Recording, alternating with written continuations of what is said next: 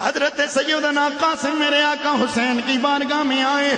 او میرے آقا حسین اجازت دو، میں میدان کربلا میں جا کر کے اپنی جان نچھاور کرنا چاہتا ہوں. امام حسین نے فرمایا نہ میرے بیٹے، تجھے کبھی اجازت نہیں دوں گا، اس لیے کہ تو میرے بھائی کی نشانی ہے.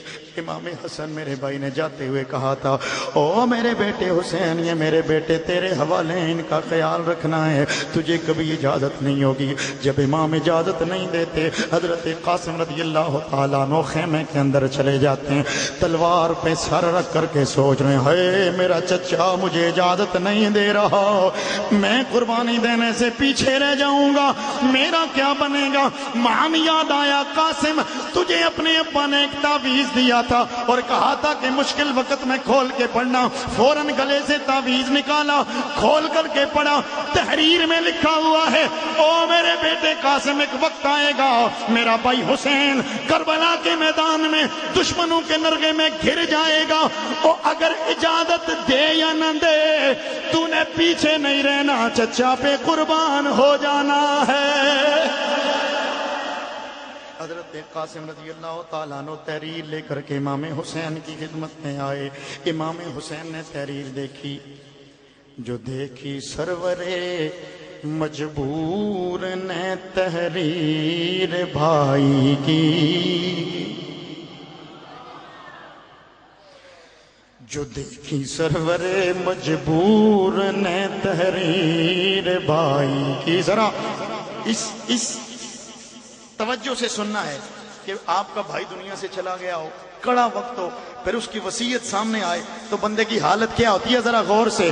جو دیکھی سرورے مجبور نے تحریر بھائی کی، تو آنکھوں میں یکایک پھر گئی تصویر بھائی کی،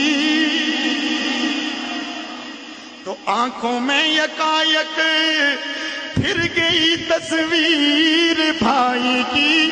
اور کہتے کیا ہے، تیری میرے رنجور دل کو اور بھی رنجور کر ڈالا، حسن تیری وصیت نے مجھے مجبور کر ڈالا.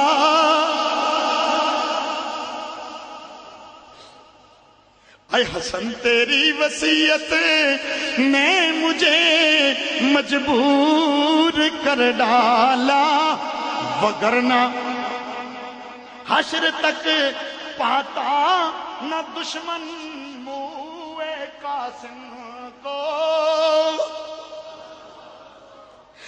وگرنہ حشر تک پاتا نہ دشمن منہ قاسم کو.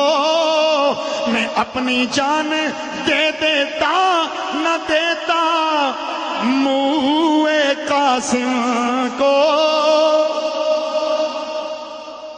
میرے امام نے آہوں سسکیوں میں حضرت سیدنا قاسم کو میدان کی جانب روانہ کیا. سیدنا قاسم جب میدان میں آئے، یزیدی دیکھ کے ششدر رہ گئے. وہ یہ کون ہے؟ 3 دن کا پیاسا ہے، لیکن اس کے چہرے سے پیاس کا اثر بھی ظاہر نہیں ہو رہا ہے. حضرت امام قاسم رضی اللہ تعالیٰ عنہ جامع